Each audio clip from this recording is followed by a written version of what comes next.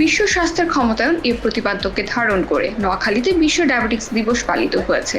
দিবসটি উপলক্ষে র্যালি, আলোচনা সভা, ফ্রি চিকিৎসা সেবা ও সায়েন্টিফিক সেমিনারের আয়োজন করা হয়।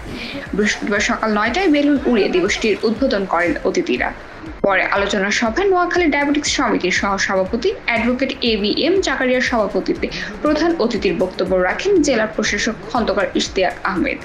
সমিতির সাধারণ সম্পাদক অ্যাডভোকেট এ.টি.এম. ফিরোজ আলম আজাদের সঞ্চালনায় বিশেষ অতিথি হিসেবে বক্তব্য রাখেন জেলা পুলিশ সুপার আব্দুল্লাহ আল ফারুক।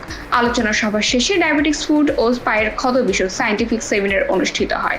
সেমিনারে আলোচনা করেন নোয়াখালী বিজ্ঞান ও প্রযুক্তি বিশ্ববিদ্যালয়ের উপাচার্য প্রফেসর মোহাম্মদ ইসমাইল, অতিরিক্ত জেলা ম্যাজিস্ট্রেট মোহাম্মদ ইয়াসিন, নোয়াখালী বিজ্ঞান ও প্রযুক্তি বিশ্ববিদ্যালয়ের সহযোগী অধ্যাপক ডক্টর মোহাম্মদ মাহফুজুল ইসলাম, হৃদরোগ বিশেষজ্ঞ ডক্টর করিমুল হুদা সিরাজি, সহকারী অধ্যাপক ডক্টর সৈয়দ মোহাম্মদ কামরুল হাসান।